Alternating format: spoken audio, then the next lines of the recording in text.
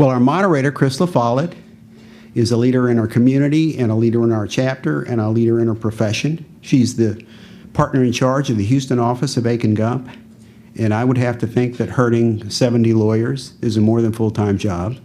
But on top of that, she's got a practice in corporate and securities law, and you can see from her bio in your packets how broad and deep her experience is in that arena. She's on the board of the Texas General Counsel Forum, and she's on the board of our chapter, and I just learned on the board of the Center for Women in the Law at the UT School of Law.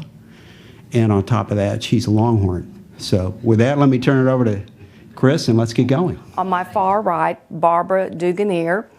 Barbara is a CPA by background and spent much of her professional life with Accenture and then Arthur Andersen, who we all remember, and she was Chief Global Officer for him.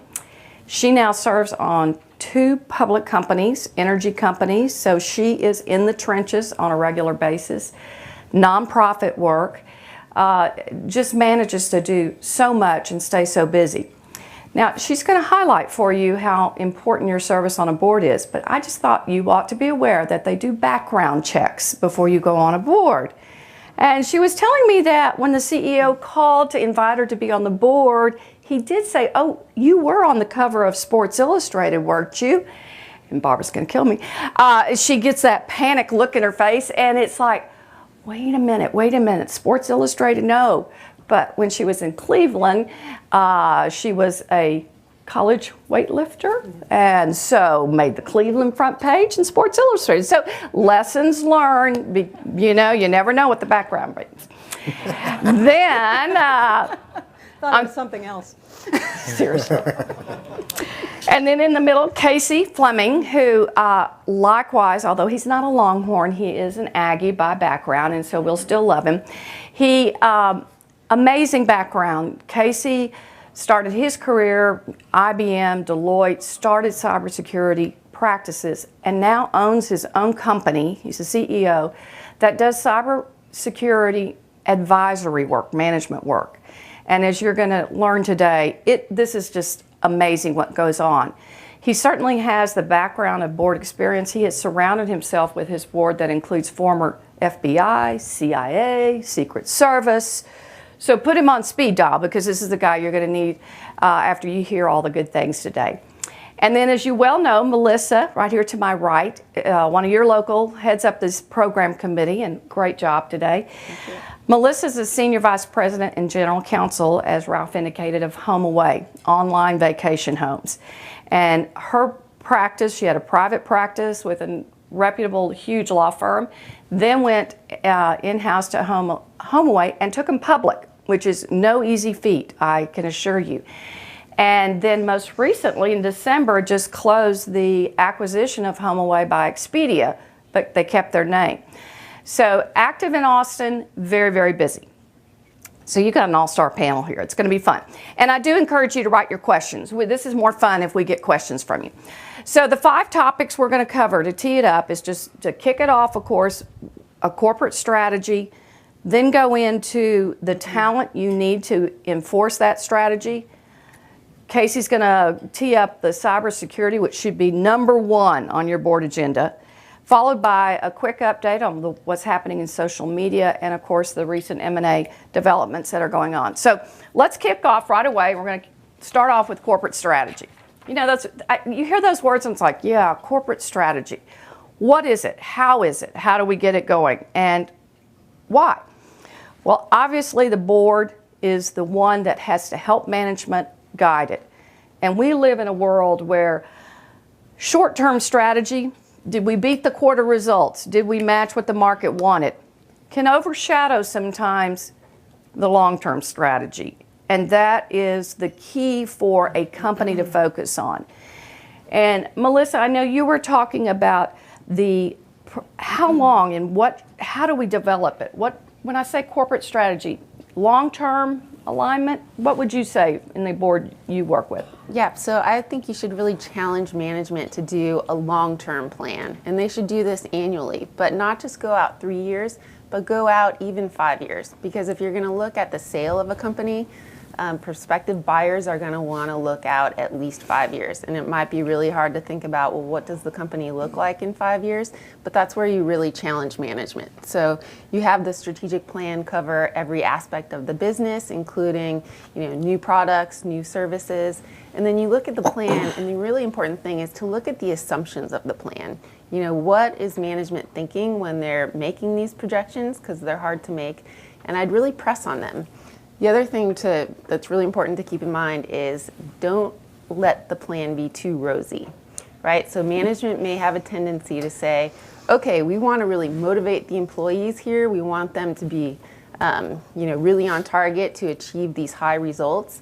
But you have to keep in mind that if you have a plan that's on record, adopted by the board, that says that the company is going to do all these great things and achieve all of these great results, it may actually be a challenge later for you to sell the company for a more fair price or for a lower price.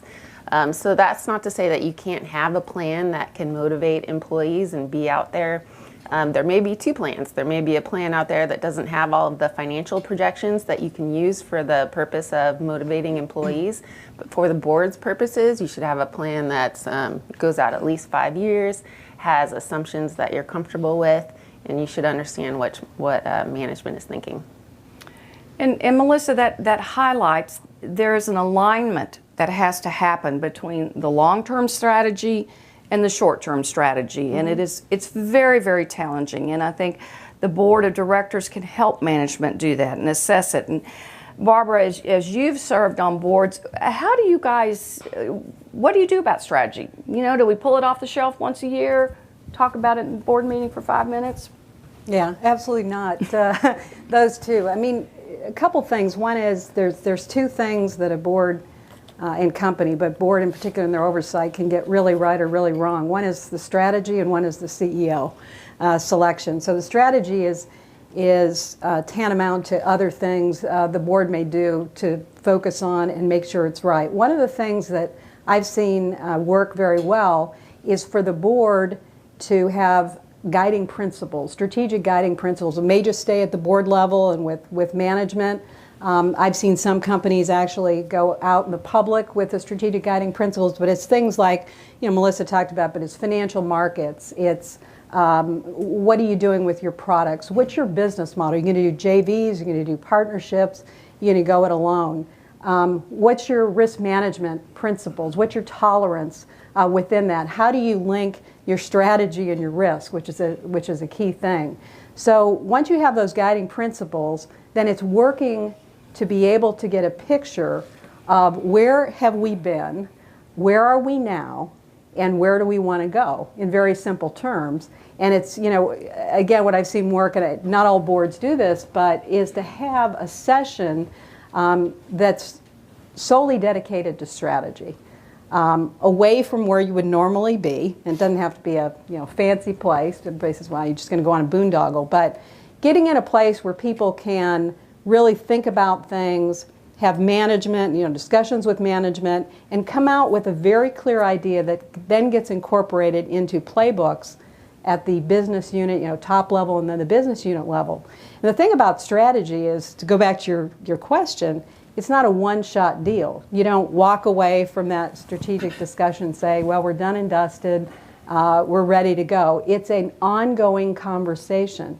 It's something you revisit within those principles, within what you've said you do. And, there is this short-term, long-term balance. I picked up a quote, because everybody's very aware of what's going on in activism today, but I think it's a very good quote relative to what your strategy should be and how you should continue to revisit and fit within that strategy. And the quote is from Larry Fink, who is the CEO of BlackRock. And of course, BlackRock's been very active in terms of talking about what companies should be doing. Is very critical of short-termism in terms of some of the activists just focusing on what I would call be denominator management. But he says, with clearly communicated and understood long-term plans in place, again, 3, 5, quarterly earnings reports would be transformed from an instrument of incessant short-termism into a building block of long-term behavior. They would serve as a useful electrocardiogram for companies, providing information on how they are performing against the baseline EKG on their long-term plan for value creation.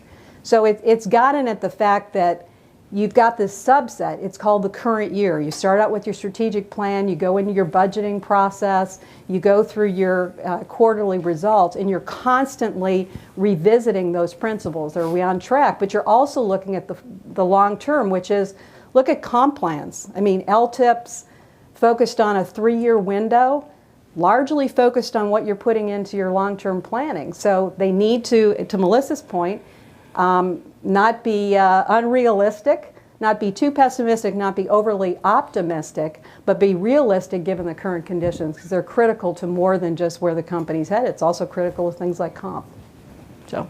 Well, and coming from Houston with oil hovering below $30, these long-term compensation plans, it highlights that strategy is out of your control sometimes. Things happen, obviously, and so the board revisits, and we have to have this realignment, and we have to listen to the shareholders and see what's happening.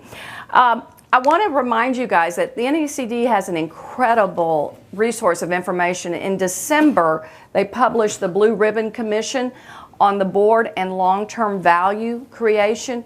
And I encourage you to go to the website and look at this, because it walks through, especially those of you who are active on nonprofit boards and profit boards and startup companies, what questions to ask and how do you focus on the strategy. So I find all the material on the NACD website to be very, very helpful. So this one just came out. Implementation, how do we do that? Which leads to our second topic about talent development and succession planning.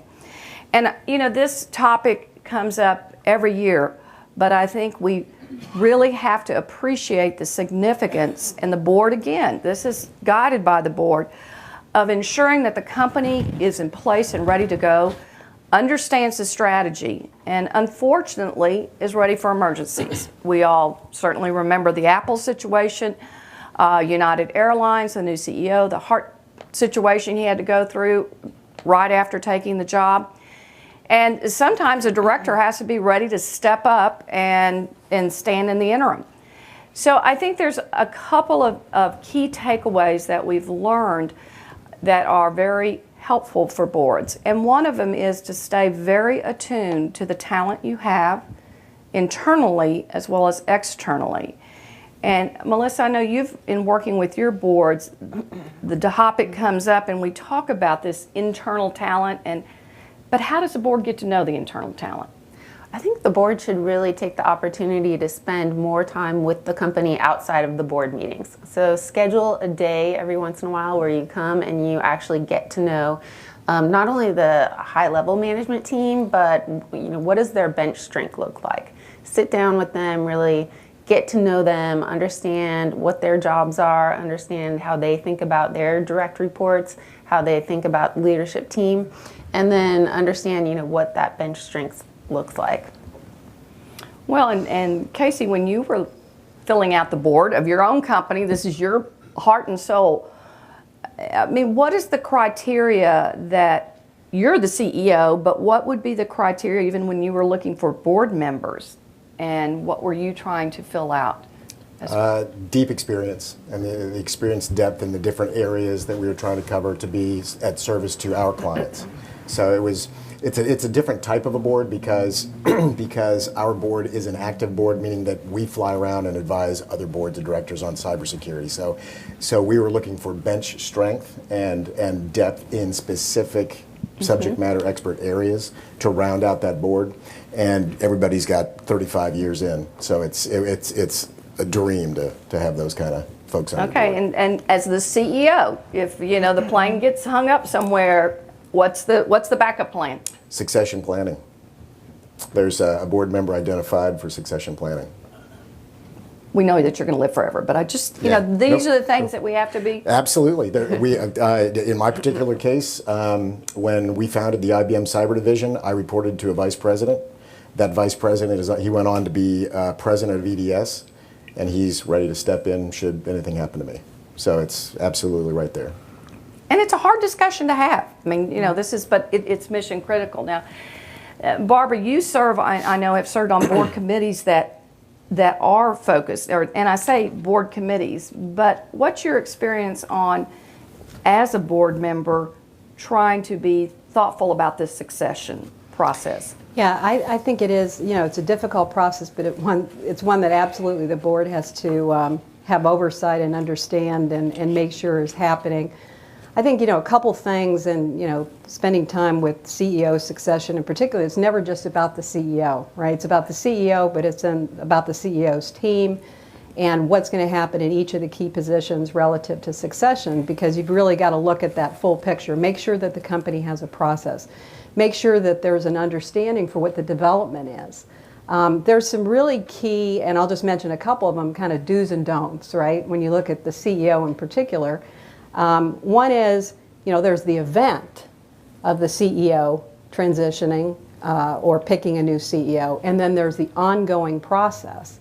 And the two should be separated because one gets caught up in the other. And, that might not make sense on its face, but basically, if you're looking at an overall process where you say, look, you have an emergency plan, but you have 3 candidates that are internal, that are potentially candidates for the CEO spot. Hopefully it won't be a burning platform. I hate to use that in energy, but it won't be a burning platform, right? You've got a couple years to think about it to transition effectively. But if you make it too much about the event, then everybody gets caught up in the event. You have a potential for horse race going on within the company. There can be some bad cultural dynamics. So separating those two and having a thoughtful process about succession and then being able to handle a transition event is important. The other thing is, once you pick the CEO, you're picking the next successor, because it's a continual process relative to who is going to be the next potential CEO. You may have a gap in the organization. That's very common, right? Where you've got 3-4 years of development or more. Maybe you don't have, in not-for-profits I do, a lot of times you don't have that CEO inside. So you're going to have to think about going outside. The other thing is, and Melissa talked about this, but what we do that I've seen 2 techniques in terms of getting exposure to management. Let's say there's some potential viable candidates in there. See them in different settings. Boardroom where they're doing presentations, dinners where you're able to engage on personal level, understand, talk about the business, but get to know them personally as well. Events. So these various settings, if you will, help you to understand who these individuals are and get comfortable with the individuals that are leading the teams. The other thing I'll leave you with on this is one thing I've seen be very successful is when you're talking to potential viable candidates for CEO succession, talk to them about succession in their teams. Mm-hmm. Because in order to be able to leave your post, you've got to have somebody to leave it to. So it's an important thing to see, is there depth in the organization or not? How are they thinking about developing their own folks? Because that tells you something about them as well.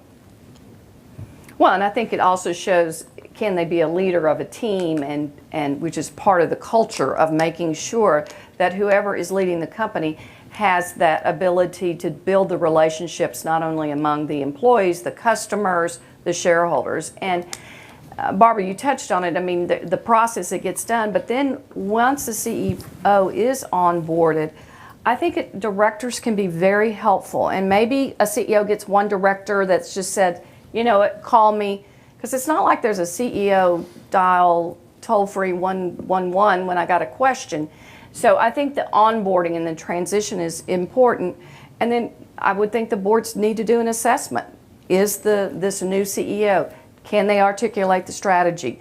Can they assess, have they done the strategy, and do we need to correct course? So all good points. And again, this little December book came out with some great questions to ask about what are the qualities. Okay, so now we got the strategy, we've talked about the team. But the one that makes my heart pound, and Casey gave me a preview last night at dinner, cybersecurity. That is really, we're hearing it more and more, but do we really know? And I think, do the boards are they truly attuned, or is this something that was assigned to an IT person to walk in for the board meeting for 5 minutes and say, oh, do be careful? So one of the things that, Casey threw out last night, I bet all of you have your cell phones on right now. Somebody is tapping into it. We're in a hotel and we're on internet. And the mass information protecting the board, and let's be real clear, an individual board of director didn't sign up for liability like the Target board that's probably already spent $38 million defending that case. But protecting the board, the company, the reputation, Casey gets overwhelming. I want to turn it over to you to give us some guidance, and Casey got some great material out here for you on how to deal with it. But go ahead and scare the bejeebies out of them like you did me last night. Well, gee, thanks. Well, first of all, I have to say that I did go to A&M, so I have to be out of town by noon. I've been ordered by the UT campus police to be out of here by noon. Ralph, give them an excuse. So, and in full disclosure, I live in Houston and our headquarters are in D.C. So I want to, before I get started, I'd like everybody to think of any questions you have from a cyber perspective. I'm happy to answer any of the questions. I'll give it to you unvarnished as to what it really is. And really to frame the issue is, it is the top agenda item for boards of directors, okay? And typical board members didn't come up through IT. So it's a scary ghost for board members. It's this scary ghost that they're trying to fight, and they're like, I don't know how to deal with this. In the past, CEOs and boards used to flip it over the fence to IT. If it sounded like cyber, it's going over the fence to IT. And that in itself is a problem. Unvarnished truth, most CIOs are part of your problem. They're working off of a 1990s playbook, and they're working off of a product-based plan and throwing in another product. The CEO wants a product to work so he can move on, or she can move on. And so in a nutshell, the cybersecurity industry is in complete dysfunction and it's completely broken. And that's a quote from the president of RSA, a top networking company, that came out in December. The CEO of IBM says that every company's largest risk or largest concern is cybersecurity. Every company in the world. That's this Ginny Romney of IBM, and I'm here to tell you it is absolutely that broken. So don't get us. I don't want to scare you too much, because there's answers, there's solutions, and you guys will get people in front of you that'll scare the hell out of you. That'll be somebody out of the government that's got 5-year-old information, and they won't tell you what to do Monday morning. They won't tell you how to protect yourselves. So the people that are most at risk are boards of directors, and the reason for that is because they're typically, later on in their careers, they've accumulated wealth and they want to give back to a board or 2 or 3 or 4 boards. They've got a lot to lose, and and most board of directors that I know did not plan in spending their golden years with a black cloud over their head like the Target folks and like so many companies today. So the key is risk reduction and protecting yourselves. Understand that your CIO, 90% of CIOs are old school. All they know is products coming in. The industry is driven by the venture capitalists. It's driven by VCs, driven by products, and by definition, a cybersecurity product has to be obsolete before it hits the market, okay? Because you have cutting edge that all the geeks are working on, but you have to bring it back at least a version to be able to productize that and build support around that. So by definition, you're obsolete. So don't be lulled into a false sense of security that your CIO is, first of all, is taking care of you. And secondly, I'm just here to tell you, 90% of them are part of the problem. Some CIOs are forward thinking. They get this. 90% don't. And it's their world, it's their silo that they're protecting. And they don't want anybody to find any issues because they're worried about getting fired and so on. Which take, for example, the Target case. The Target case is the poster child for cybersecurity. That's the one that made it real for everybody, because they fired the CIO, but she went out and got another job about 1.5 years later, okay? They fired the CEO, he had a nice big golden parachute. But the board of directors are all class actioned in federal lawsuits that, class actions last forever, 10, 15 years. And so that's not how this is supposed to go down, especially on something that board of directors were never trained on. So it's about risk reduction and protecting yourselves. But to do that, you have to understand who your adversaries are and what they want and why they want it and how they're going about it, okay? Case in point, I'll just put it out there. About 94% of the problem are the Chinese, and they are robbing the U.S. economy. 1/3 of the GDP every year is going in stolen, lost innovation and trade secrets. Okay, and that's through your companies. And it's through your employees, it's through your CEO, it's through your board members, and it's through your personal cyber hygiene, and it's through your employees' cyber hygiene. Another fact is, I won't tell you the name of the company, it was a leading software cybersecurity company, and he's out telling customers that you're only 38% protected if you have all of our patches installed and so on. I'm here to tell you you're about 10% protected. So what that means is over 95% of all cyber breaches and data breaches are facilitated by human intervention. So cybersecurity is about people. And last time I checked, software and hardware are all developed by people, configured by people, and managed by people. So they're completely, they're not infallible. They're completely, they're full of holes. And our view on cyber is when we started cyber way back when, we just put down, it was to communicate. It wasn't to protect anything because, we were US and we're Mayberry, right? So then we put another product on top of this and another product on top of this. So you got Swiss cheese on top of Swiss cheese on top of Swiss cheese. So you've got these holes in cyber. So it's protecting the board. What do? The first thing is your own personal cyber hygiene for yourself and your family. The first thing I can tell you to do is lock your router down in your house, okay? That means whatever your main router is that you're using from the internet coming into your house, make sure that it's locked down with a very strong password. Change it quarterly, and if you're not going to do that, promise me you'll do it at least yearly, okay? You cannot imagine what I know. And Chris asked me this last night. She says, Casey, with all that you know, how do you sleep at night? And I said, I sleep like a baby. I wake up every 2 hours crying for mommy. It's when you understand who your adversaries are and what they want, then you're able to protect, your companies are able to put together an effective cybersecurity plan and not a 1990s playbook. And then you know how to act, okay? And when you're looking at, I hate to be so sobering last night and this morning, but when you lose 1/3 of your GDP every year to the bad guys, you're in an information war, whether you like it or not. And you act differently when you know you're in the middle of a war. And it's been a protracted war. The Chinese have been at it. It's a nation state. They've been at it since 1986, month number 3, hence Program 863. And it basically said they will do whatever they have to do to be on par with the West. And we know that Chinese are all about knockoffs and so on and so forth. And that they're not known to be an R&D country or an innovation country. And we give them all of our innovation to manufacture at cheap labor costs and so on, but they use that to power their economy and also to help shut us down. So they're on a long-term plan to rob the American economy through American companies and American employees. They go after your weak links. They go after your employees, your contractors, your vendors, your law firms, that kind of thing. So protecting the board, reducing risk, lock down your routers at the house. There is no such thing as free Wi-Fi.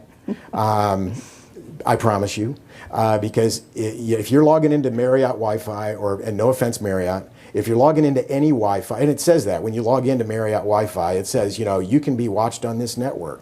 And if you're at the grocery store, at the coffee shop, there is no such thing as free Wi-Fi. So I don't see any unless you're using your own VPN through that public Wi-Fi, don't use it. The other thing is don't ever use passwords on public Wi-Fi. Don't ever do personal banking on public Wi-Fi. Those kind of things. So another thing, only 4% of US corporations use encrypted email. Are you kidding me? So, these are all things that you guys can be asking your CIO, and he or she's going to be going, and so the point is, it's been their game because they had knowledge and power over you. Well, we have a white paper, a fresh white paper for you guys, for boards of directors, written by a director, me, to you, a director, and this is your checklist to protect yourselves and to go and start a meaningful conversation with your IT director or your CIO. And this puts power in your pockets, okay? That you're able to have that meaningful conversation. Another point, there's a RAND study that came out about 6 months ago. It's called The Defender's Dilemma. It's a free white paper, PDF, RAND Corporation think tank. And they describe this big communication gap between the board of directors and the high C-levels and the IT guys.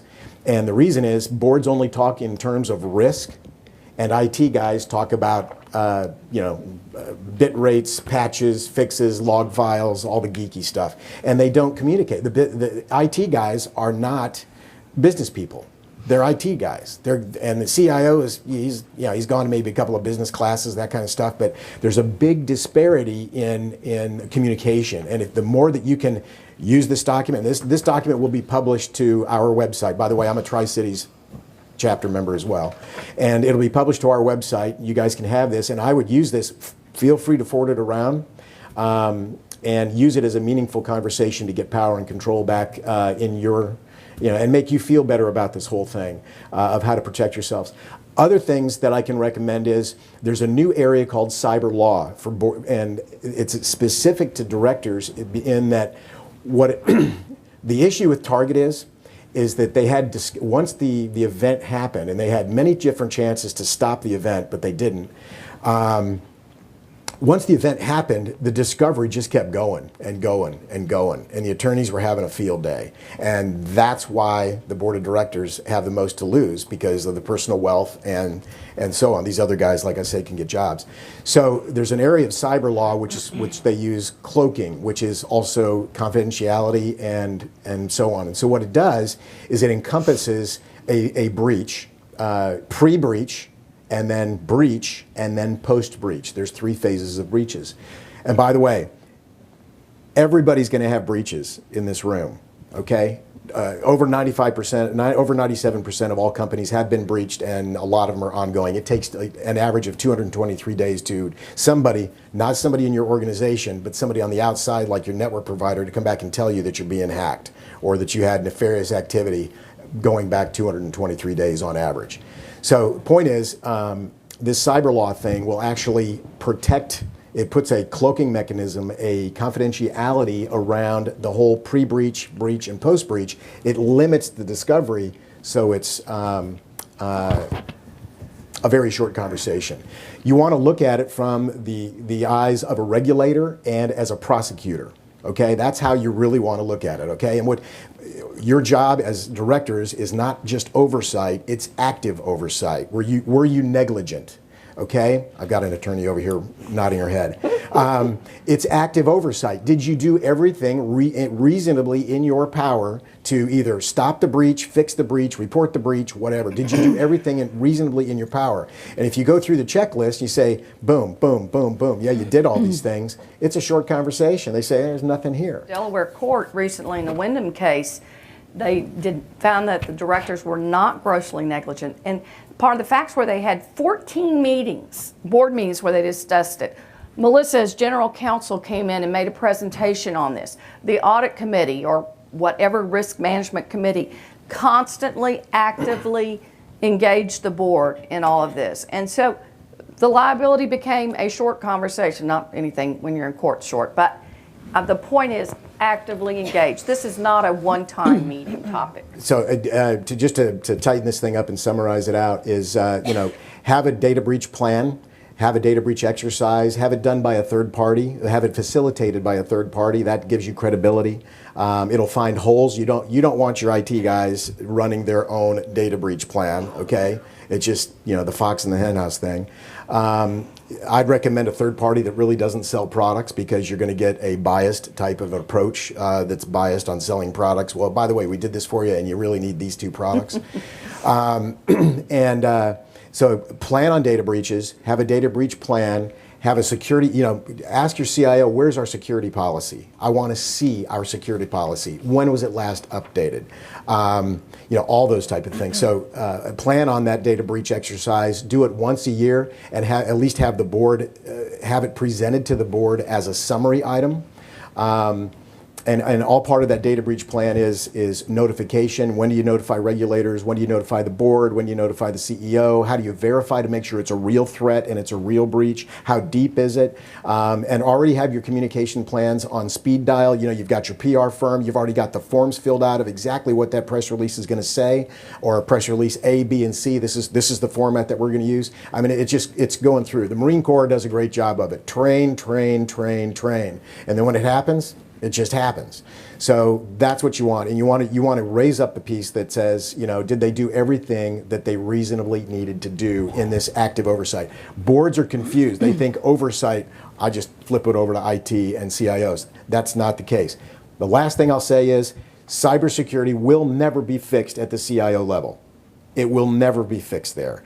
If you guys remember back in when we had to do sexual harassment training and certification, okay, and then we had to do diversity certification and training and certification. Well, now we're in digital or cyber hygiene training and certification. We have to make people accountable. An analogy I use is, in Boston, if you ever see a black duffel bag during a marathon, you kind of know what to do.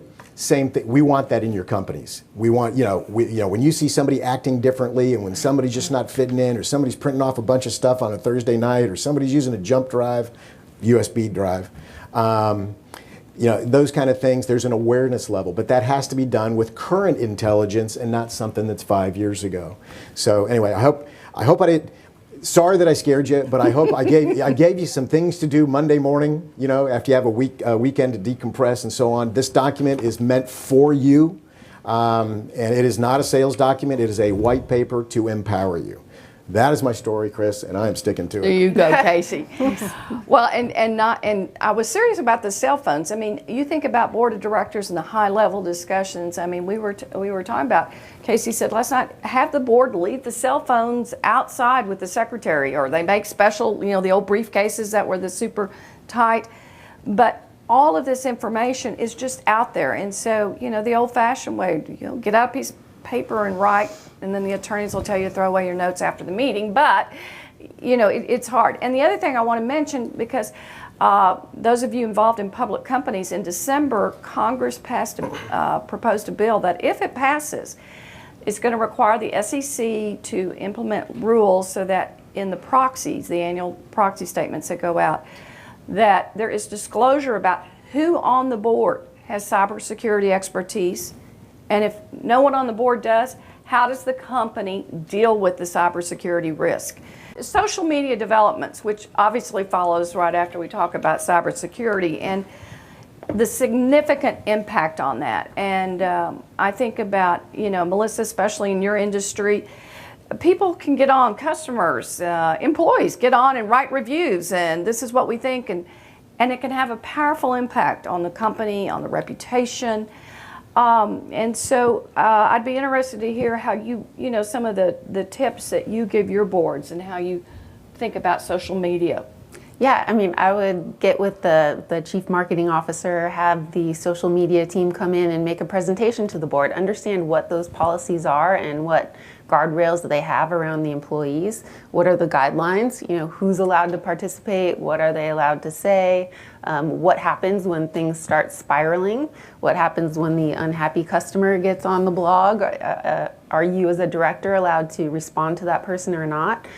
Directors need to understand that as a director of the company, they're seen as the voice of the company. So when they go out and they talk about that company, they're seen as responding on behalf of the company and maybe not as an individual. And some things are really not intuitive. So a good example is once Homeaway entered into the agreement with Expedia, and we hadn't closed the deal yet, but we had the press release out there and everybody was excited about it. One of the first things that even my directors did on the board was they started liking the article, they started sharing the article, and you might think, well, that's just fine, they're just excited about the deal, what's wrong with that? Well, what was wrong with that is that we hadn't closed the deal yet, so any communication on behalf of the company was deemed a solicitation, trying to get a vote, and it's actually regulated. So it wasn't that they couldn't do it, but you have to plan ahead for it, because any sort of communication had to be filed with the SEC on that same day. So I had to go out there, I was the big Debbie Downer, right? Like, you guys can't like the article, and they're like, come on, Melissa, really? No, really, you can't. Let's take a step back. Let's plan what we want to do on the social media front. And we ended up coming to a compromise where, okay, we can all do this, share this article, but we actually had to file some of that stuff with the SEC. So my point is, before you engage, even in things that you think are harmless or helpful to the company, go to the company, see what the policies are, see what the landscape is, so that you make sure that you don't run afoul of any of these rules that are, often not intuitive. One of our directors had his LinkedIn account taken over, and this person started emailing management asking for, information about the company. They were, I'm guessing, trying to get into some sort of insider trading activity. So be careful even when you get a LinkedIn, invitation or some sort of communication through one of your networks that you think looks okay, or you think might be the director that because it may actually not be. Yeah, to that point, I like the last probably month, I've been getting invitations from people I don't know, and you do on LinkedIn anyway. But I really don't know them. They don't know anybody I know, and their invitations come with a link. And I'm very sure if you click on that link, you're toast. Yeah. So it's Yes, something to really, you are. something to really be careful of, out there in social media. Okay, real quick is the last topic, and I'm getting lots of great questions here, but I think we do need to reference real quick on recent M&A developments. And, the good news is, those of you who are Delaware law, and Texas tends to follow a lot of that, you still have the good old business judgment rule, as long as there's no fraud, which we can't write laws to stop people with fraud or disloyalty. But as a board member, you have to be informed. However, you're only informed as good as the information provided. And in the Dole case, for example, the board was not given good information, so the court just ripped the deal open and higher standards. But another case I just want to throw out real quick is the El Paso case that Delaware Court came out with. And, they say bad facts make bad law. As directors, and you'll hear this mentioned to you, there was a lot of email communication when the board went back or the conflicts committee looking at a transaction-related party. The email, just little snippets like, gosh, we paid too much the first time, so buying the rest of these assets, let's not do that. Or, so email correspondence never goes away. Be thoughtful about the conversations you have. If management and board are discussing something and there's an open issue, make sure you close the issue and we don't end up with those terrible plaintiff lawyers. I'm a defense, corporate person. I don't even go to the courtroom. But we don't end up with the bad fact that, well, you guys talked about this transaction and this terrible aspect, but you just kind of left it alone and went ahead and did the deal anyway. And Melissa, just real quick, I know you did this giant deal in December, but any tips for when we're in the M&A world and we're doing transactions? Yeah, a lot of the points you just made are just spot on. I think be very careful about your conversations, and also just think about, like, you're on this ongoing landscape. You never know when you're going to get into an M&A situation, right? It may just come around the corner. And the thing that you don't think about is that once you have a transaction, you have to set forth everything, especially if you're a public company, in the proxy statement. Or if you're not a public company, you may get sued, you'll likely get sued, and all of these conversations will come up. And so just be mindful about, what do you have in email, what do you not have in email, what do you keep record of. Make sure you have counsel at your board meetings so that you're taking the right minutes and keeping the right records. That's all very important because it all needs to be out there in the public world. So you need to make sure, you know, certain things are not on the record and certain things that the right things are on the record, because that will all be out there in the plaintiff's lawyer's hands.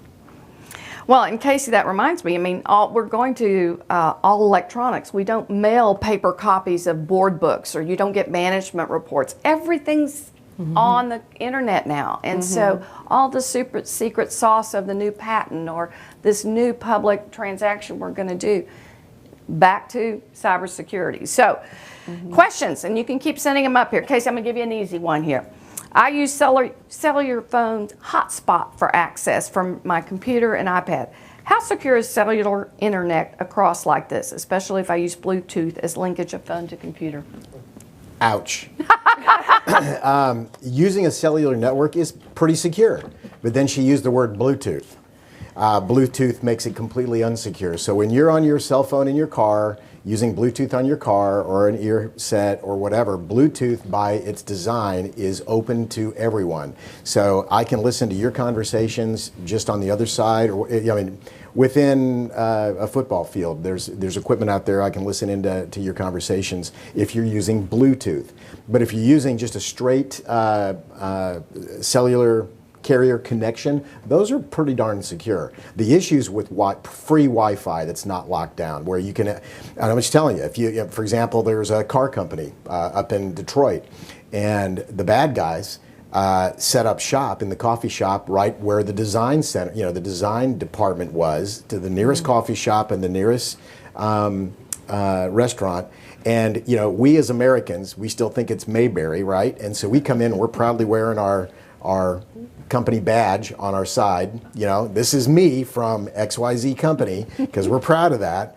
And you know, even you don't have to do that, but once you log in, they're looking to get your VPN password. They don't want your regular password to get in. They want your VPN password. So while you sleep and while you're going to church and everything else, they're in your network and getting into to what's going on. So everything you do now has to have a cybersecurity thought to it. And one of the other things is, you know, you all have R&D in your companies, or you all have trade secrets. The stuff that is really the crown jewels, I would take it off the internet and just, you know, it's called classifying your data. You know, what's tier 1, what's tier 2, what's tier 3, and limit who has access to, you know, jewel number 1, jewel number 2, and then the stuff that's out in production, then you can't really limit that too much and that kind of thing. Good. All right, another one. If you were an Apple director, how would you be advising Tim Cook on data encryption, unlocking your phone? Somebody planted that last night. Yeah.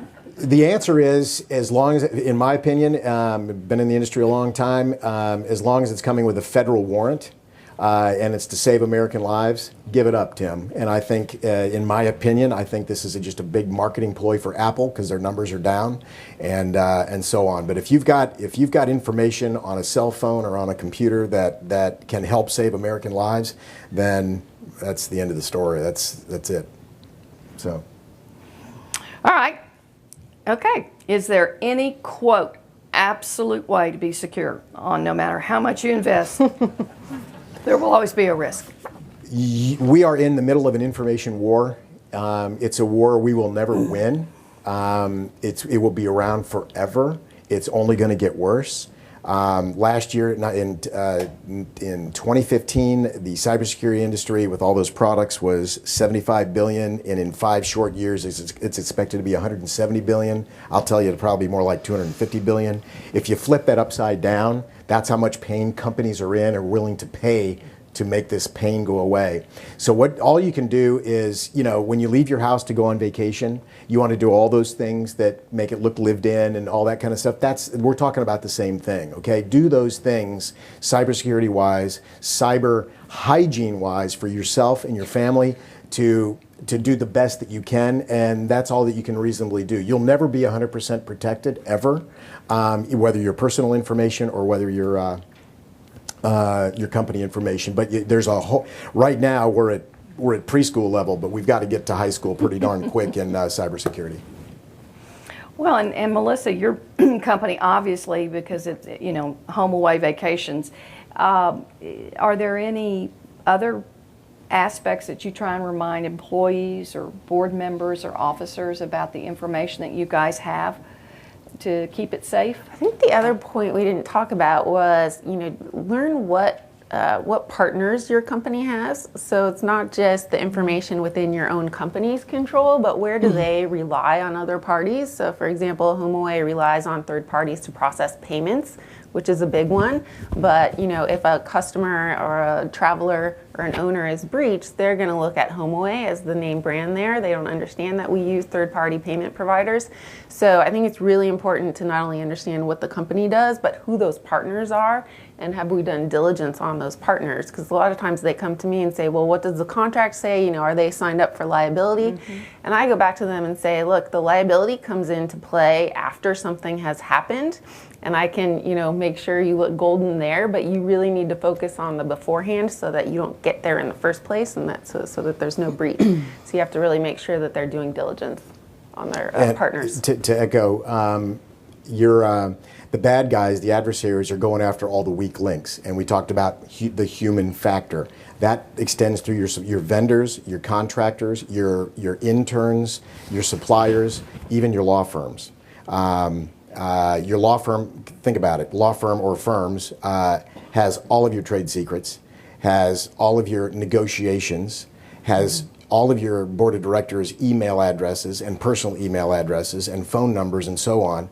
And out of due respect, law firms are cavemen and cavewomen when it comes to IT. So your entire supply chain that you're your company needs to hold them accountable to a security level and a service level agreement if you want to be a partner with your companies. I promise I'm working on it. We're scared about this. Especially now.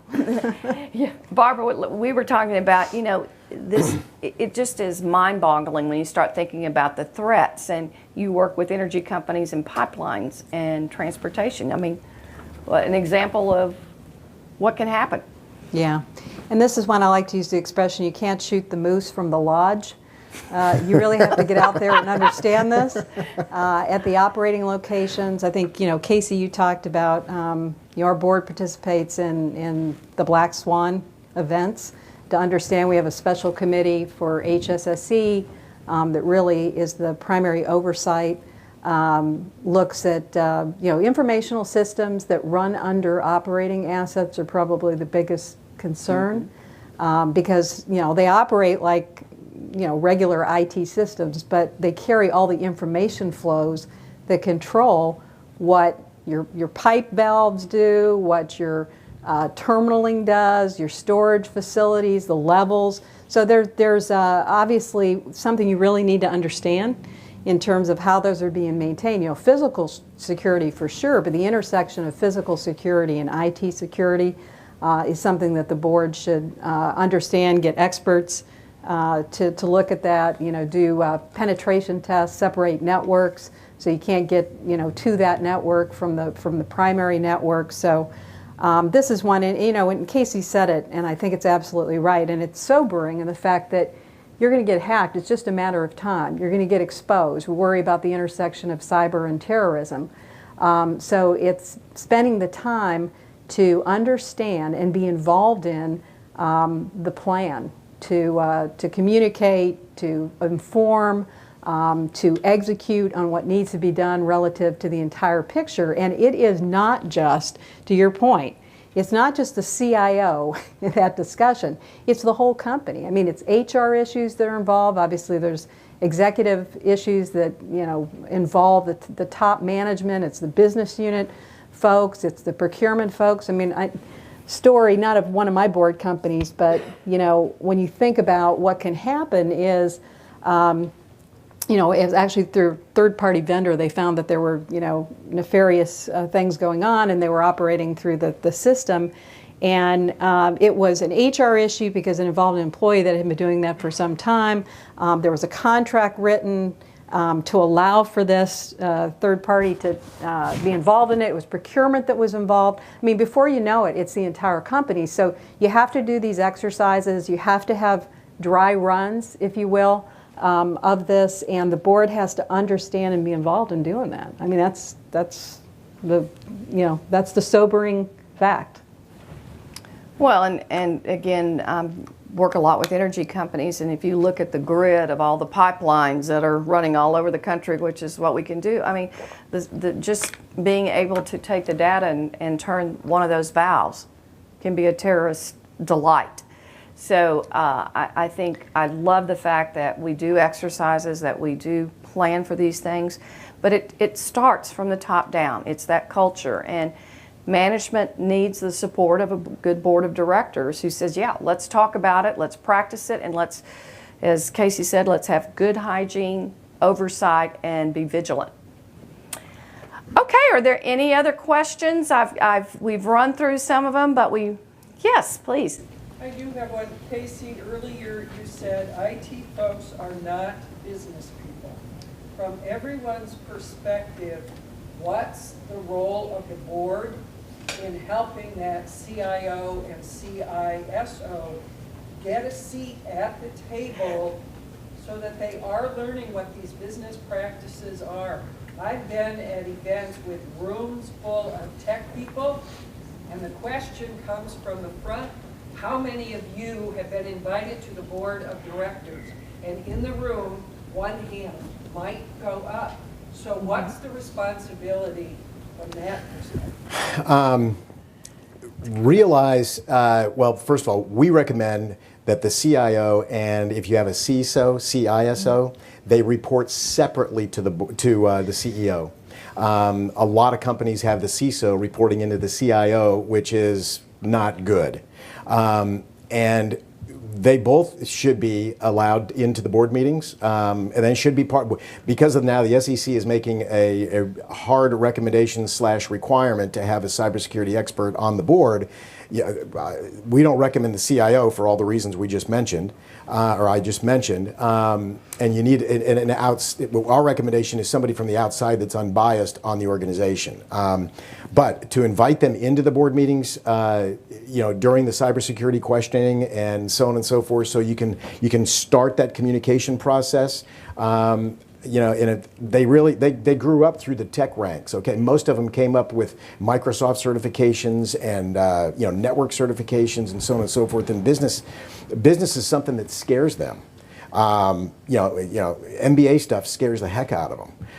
They're geeks, and the CIOs are typically geeks that came up through the ranks. And I'm saying that with a lot of respect, but we have to understand everybody's readiness level inside a company. So I would invite them in at the board meetings. My recommendation is never have a CISO reporting into a CIO, have them both reporting into the CEO. And I mentioned before, this will never be fixed at the CIO level.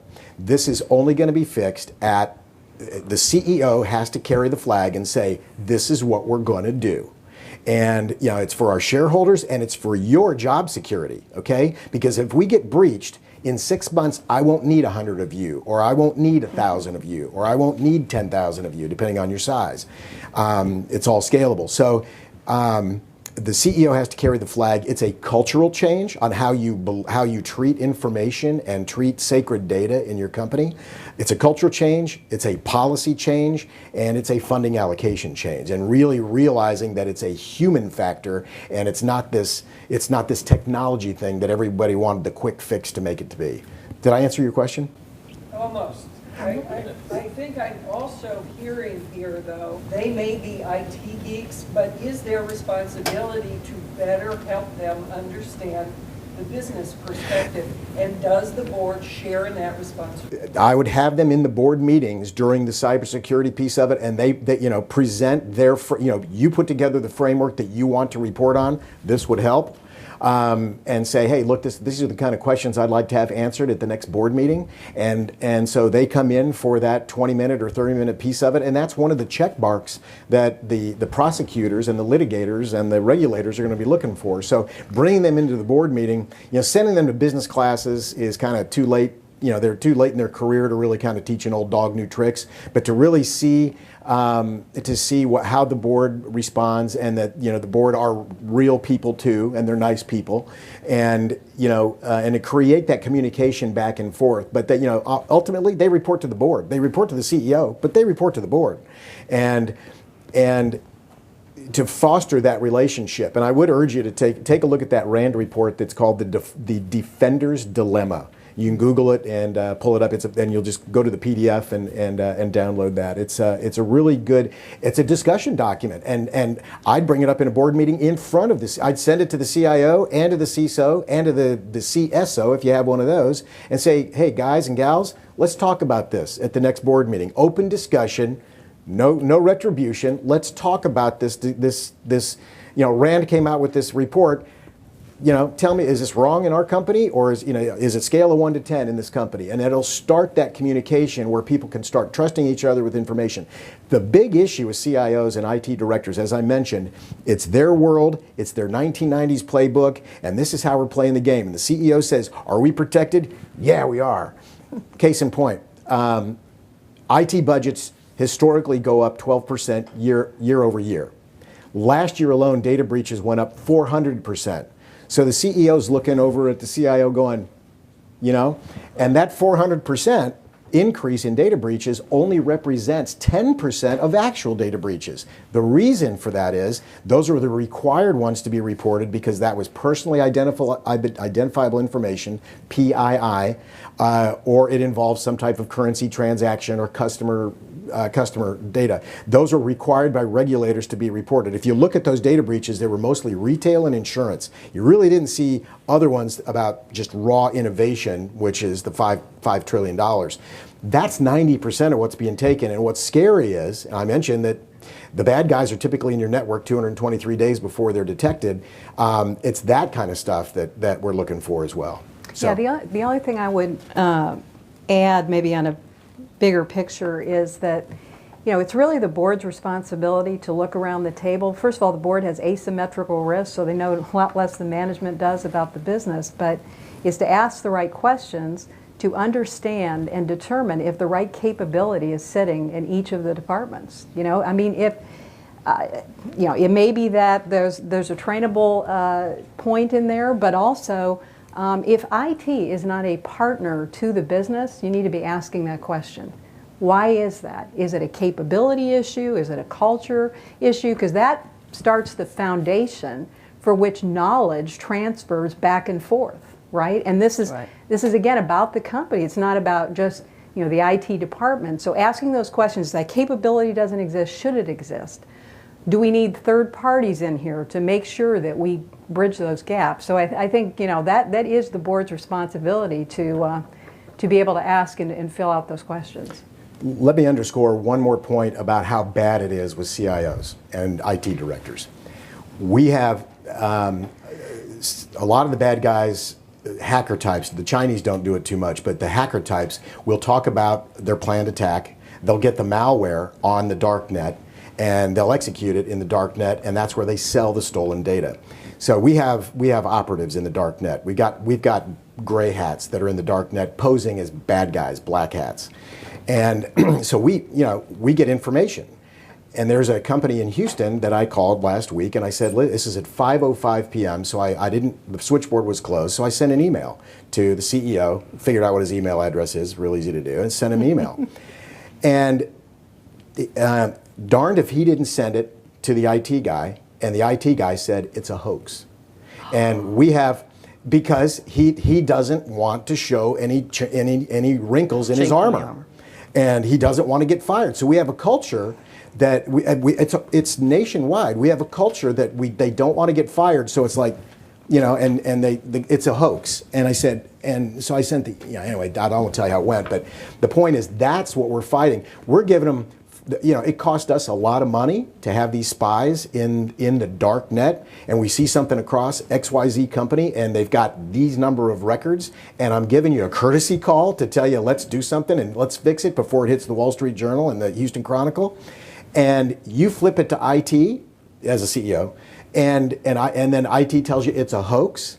That's what I'm trying to. That's what we have collectively as Americans, as directors, as shareholders. That's the problem that we have. And when I come on pretty strongly about CIOs, that's what I mean. Okay, Ralph's giving me the hook here. I'm sure Casey and others will be glad to stick around.